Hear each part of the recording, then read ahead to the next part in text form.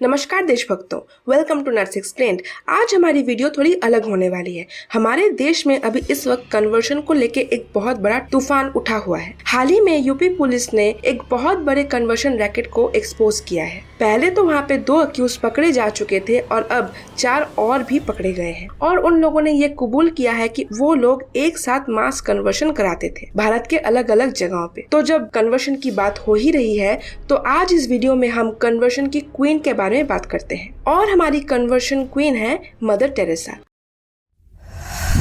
Nuts Explained। आप में से शायद बहुत लोग उनकी बहुत रेस्पेक्ट करते होंगे।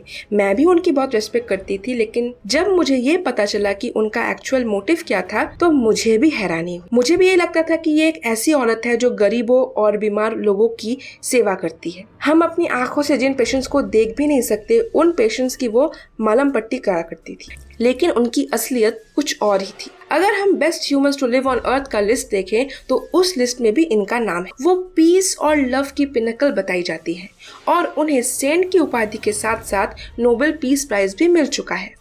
सबसे पहले तो जानते हैं कि मदर टेरेसा आखिर थी कौन। उनका एक्चुअल नेम है एग्नेस गोंका बोहाक्यू और वो डबलिन में कुछ महीनों की ट्रेनिंग के बाद 1931 में इंडिया भेज दी गई थी। इंडिया में आने के बाद ही उन्होंने अपने फाइनल वाउज लिए थे एज अ नन। उस वक्त वो दार्जिलिंग के कॉन्वेंट में पढ़ाती थी और अपने फाइनल वाउज उन्होंने 1937 में लिए। उस वक्त वो कोलकाता के सेंट मेरी स्कूल में पढ़ाती थी, लेकिन 1946 में जब इंडिया का पार्टीशन हो रहा था और हिंदू मुस्लिम्स के बीच में बहुत टेंशन चल रही थी, तब उनको लगा कि उनको a call with in a call आया है। इसीलिए वो अपने मिशनरी को छोड़ के वहाँ से निकल आई और खुद गरीब बच्चों का हेल्प करने का डिसीजन लिया। 1949 में उनके साथ और भी बहुत सारी सिस्टर्स जुड़ चुकी थी।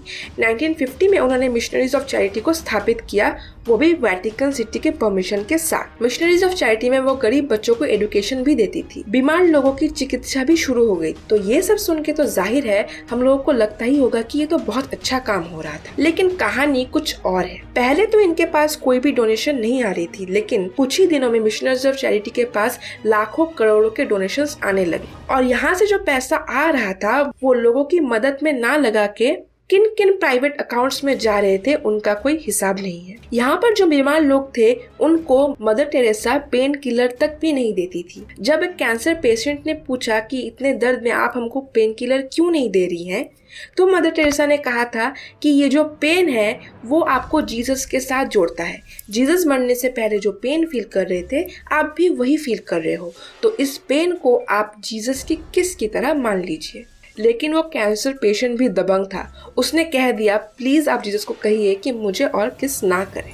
ये था मदर टेरेसा का पहला स्कैम। उसके बाद दूसरी प्रॉब्लम ये है कि इंडिया जैसी पॉपुलेटेड कंट्री में उन्होंने कहा कि क्रिश्चियनिटी में अबॉर्शन करना अलाउड नहीं है। अबॉर्शन के कॉन्सेप्ट को उन्होंने पूरी तरह से रिजेक्ट कर दिया। क्योंकि वो एक बहुत इन्फ्लुएंशियल फिगर थी, तो इसीलिए उनका ये जो कॉन्सेप्ट है वो लोगों को कितनी पूरी तरह से अफेक्ट किया होगा वो तो आप समझ ही सकते हैं। जिस जगह पे वो बीमार लोगों को रखती थी उस जगह की क्लीनलीनेस को भी लेके उनका कुछ अलग ही विचार था। उनका ये कहना था कि पेशेंट्स की लिविंग कंडीशंस इंपॉर्टेंट नहीं है, क्लीनलीनेस को तो छोड़ ही दीजिए। पेशेंट्स की बीमारी की जो प्रॉपर डायग्नोसिस होनी चाहिए थी वो भी उन्होंने नहीं करवाया, और जब डायग्नोसिस ही नहीं होगा तो ट्रीटमेंट कैसे होगा वो तो आप ही सोच लीजिए। और मदर टेरेसा का फोकस एक ही था, कैसे वो बीमार लोगों को उनकी मर्जी के बिना या फिर उनके अज्ञात अवस्था में भी उनको कन्वर्ट कर सके। और लोगों को दवाई देने की जगह वो जीसस की लॉकेट भी दिया करती थी। जब कहीं पे कोई नेचुरल डिजास्टर होता था, अपने डोनेशंस के फंड से उनकी मदद करने की जगह वो उन लोगों को भी जीसस की लॉकेट और बाइबल दे के आती थी। क्रिस्टोफर हिचन्स, जो कि एक अमेरिकन इंग्लिश ऑथर है और जो एक क्रिटिक भी हैं,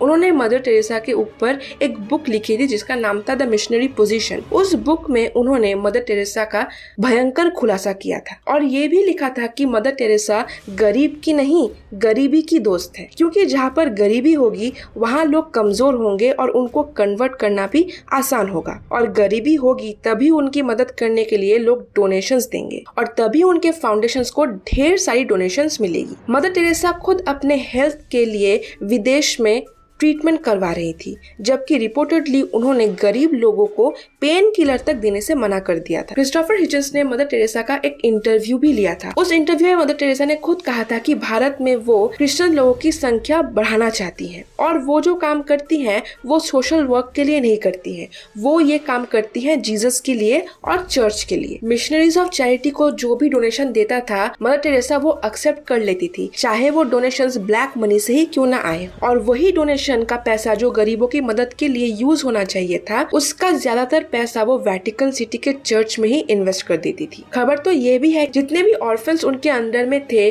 उन्हें जब कोई अडॉप्ट करने आता था तो उन लोगों को भारी भरकम रकम चुकानी पड़ती थी। Mission in itself, because there could be some systemic failures, some bad apples in the system, as someone would put it. We are not rubbishing the entire system. We are rubbishing the so-called saint status of Mother Teresa.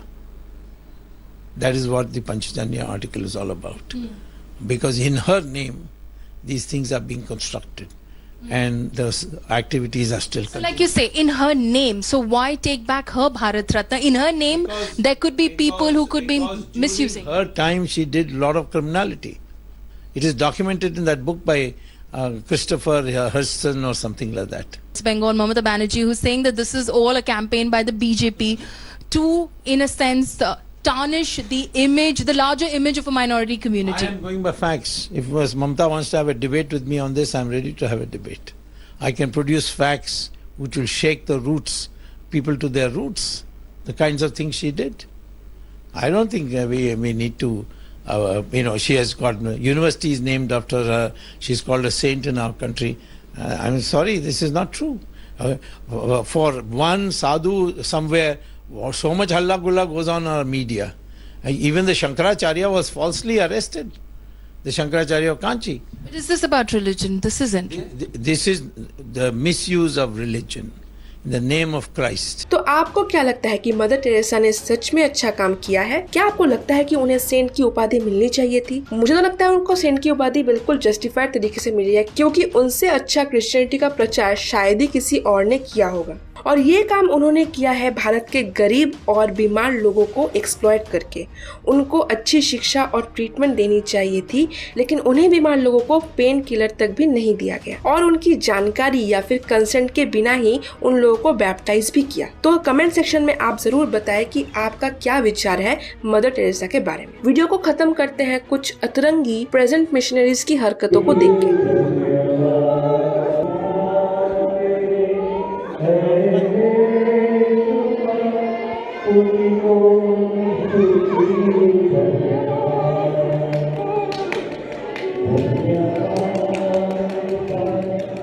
आज की video के लिए बस इतना ही। अगर ये वाली video आपको अच्छी और इन्फॉर्मेटिव लगी हो तो लाइक, शेयर और सब्सक्राइब जरूर कीजिएगा। मिलते हैं नेक्स्ट वीडियो में। जय श्री राम।